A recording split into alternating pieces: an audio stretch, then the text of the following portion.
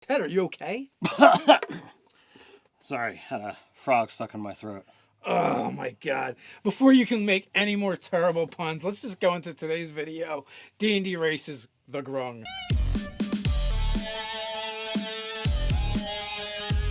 Welcome to Nerdarchy. For nerds, by nerds, I'm Nerdarchy Steve, and as usual, I'm hanging out with this nerd.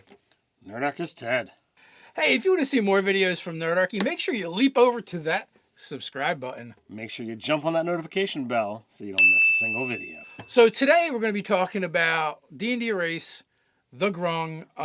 It came out a while ago over in the DM's Guild, but it was just recently released into D&D Beyond. We use D&D Beyond for a lot of things. They are a channel sponsor. Matter of fact, they're even sponsoring this video. So you can go over to D&D Beyond and, a la carte, pick up one Grung above, or even just grab the race probably, and you can get access to it there if you're interested. But D&D Beyond offers so much more. It's a fully searchable D&D database. It has all the official content on there. But not only that, it also has a bunch of free stuff and features you can look at. Whether you're looking at the articles, whether you're looking at the videos, or just the material from the SRD, we find that D&D Beyond is an invaluable resource for running, planning, and playing our D&D games. All right, so now with that, let's jump into the Grung. So before we go into the Grung traits, we'll just kind of go over the Grung PowerPoints, if you will, like the headers they have. So it starts right off with Grungs are aggressive frog-like humanoids found in rainforests and tropical jungles. They are fiercely territorial and see themselves as superior to most other creatures. They're tree-dwelling amphibians. They have caste and color, so the color of their skin allows you to determine, who's in charge, essentially. Who's in charge and what their different roles are. And an interesting part of that is they can change, right? They have magical rites and rituals and herbal concoctions that they take where if they're like, you prove yourself worthy, you are no longer just a green Grung, your status has been elevated. So I like things like this that allow you to be able to take a snapshot, at a glance. All right, you're the one in charge. I'm going to talk to you. When you do these kinds of things, it gives you a lot to play with. Dave and I were kind of talking off camera that, the Grung, they're these, small little amphibian, race, and they look adorable. But they are they are awful evil slavers. So, if you haven't encountered them in your games before, you could spring them on their players, and they're going to completely be unsuspecting. So the color scheme for them is you have your greens and your blues. And, the greens are the hunters and laborers. The blues are your workers and work as artisans.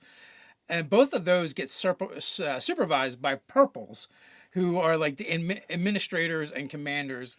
Then you have red Grungs that are the tribe's scholars and magic users. Higher castes include orange Grungs, which are your elite warriors and have authority over lesser Grungs, and gold Grungs, which are your highest in your leadership positions.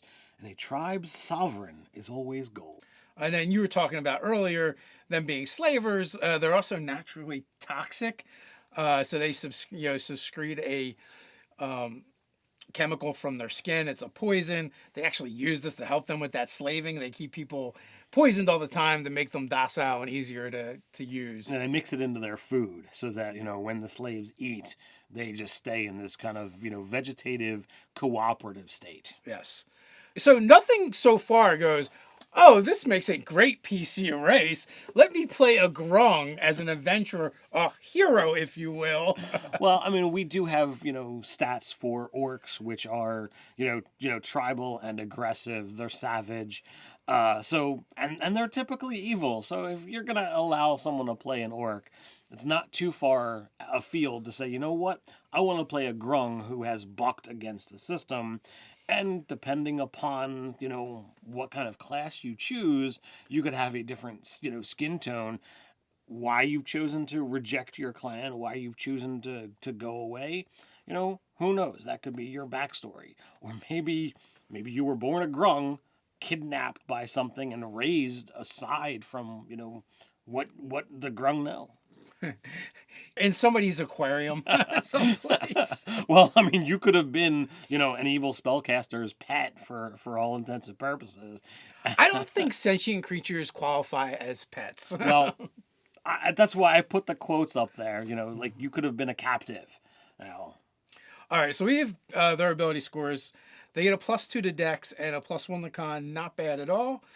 So this means they're going to excel at any kind of Dex-based warrior, or even playing a rogue class. They probably make excellent rangers. So age, as a Grung matures to an adult age in a single year, but have been known to live up to 50 years. So they're a short-lived race, and you're kind of boned if you come across a ghost. Alignment, most Grung are lawful, having been raised in a strict caste system. They tend toward evil as well, coming from a culture where social advancement occurs rarely, and most often because another member of your army has died, and there is no one else of that caste to fill the vacancy. So size, they're really small. 2.5 and 3.5 feet tall is average, about 30 pounds. So they're tiny. Arboreal alertness, you have proficiency in the perception skill. They are a little bit slow. They have a walking speed of 25 feet, but it's kind of compensated because they do have a climb speed of 25 feet. They're amphibious. They can breathe air and water. They have poison immunity. This is kind of a big deal because they're immune to poison damage and the condition. Very, very few playable races have immunities. And poison is, if it isn't the most common type of damage that you're going to encounter, it is the second. They also have a poisonous skin. It's a whole big paragraph. But anyone who comes in contact with your skin has to make a con save or become poisoned. And as long as you are in contact, that remains. But you can also apply the poison to any piercing weapon as part of an attack with that weapon. Though when you hit, the poison reacts differently. The target must succeed on a DC 12 con save or take 2d4 poison damage. And there's no limitation there.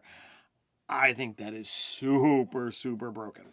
Well, here's the thing. The DC's low and it's save or suck.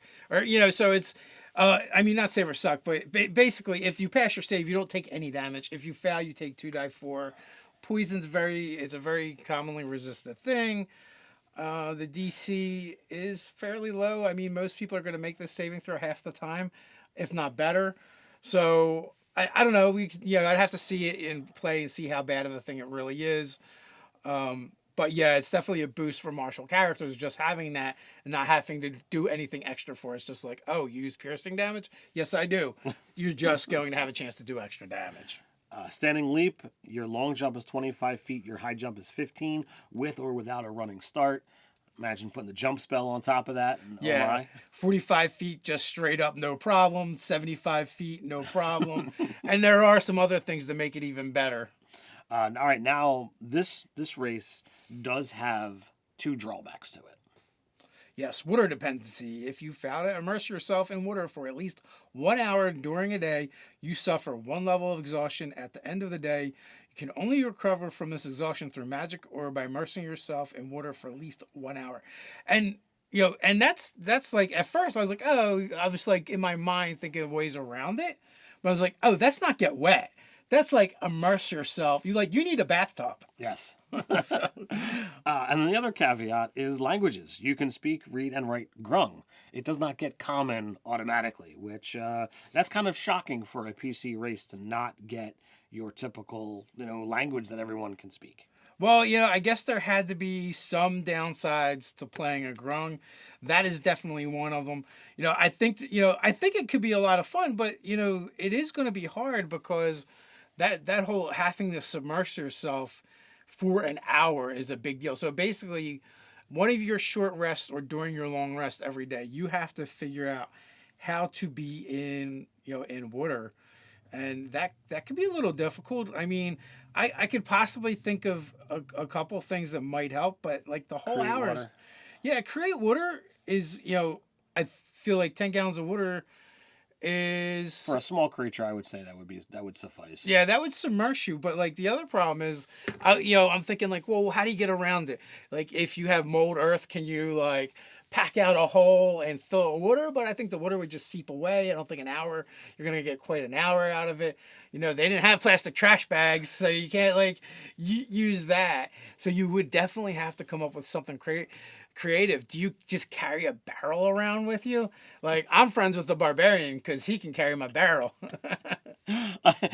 You got the barrel backpack and the Grung just lives in it. Yeah, with the water, yeah, basically. So that's a big obstacle to overcome if you're not adventuring in areas where water is readily available. Imagine like in a dungeon in the Underdark, in a desert. I see a lot of those things being a bit of a problem. The level of magic you need to remove exhaustion is very high level. Yeah. So, you can't even easily do a magic solution. I'm not sure about potions, but even then, I still don't think it's going to be a super easy fix. I'm certain out there, you who are watching, if you happen to know of anything beyond, high level spells that can remove exhaustion. I did some research, a while ago when we were looking into it, and I don't recall any potions that remove exhaustion. But it's one of those things that exhaustion is really a game-breaking issue if you can find ways to keep stacking it on, and you remove the effects, or you remove the ability to allow that Grung to immerse itself every day. We know 6 days you're dead. Well, hear me out. Grung Berserker. You can be dead in no time flat. Yeah. If you frenzy. Yeah, so that's really tough. Although I have to admit, like, I want to play a poison dart frog now. I want to make a Kenzai Grung who uses darts. Which, darts are a little bit tough, but they're a ranged weapon. You can get that extra die 4 damage plus the poison damage. I think you could do some fun things with it. You might have to take 2 weapon fighting and dual wielder so that you can use both hands and draw at least 2 at once. So my daughter's been playing a Grung in the kids game as we've been calling it, but I homebrewed the stats, so there's definitely some differences from what I've done versus what's in here. So I'm gonna have to go and kind of do a compare contrast and tweak them and see which one you like better. But all in all, I think the Grung would be fun. Getting across the language barrier is not a big deal. You can easily fix that with a background, sometimes even with your class choices. But that water dependency, that's bear. Rough. That's across the bear for sure. So that's going to be tough. I would love to hear your Grung stories and how you overcame that. So if you want more Grung goodness in your D&D game, check out this How to Use Grung in our D&D Monster series. Over on Patreon, we've been known to every once in a while to make our own player content. Not only that, but we do weekly live hangouts with our patrons and monthly giveaways that our patrons are automatically entered into. So until next time, Stay nerdy.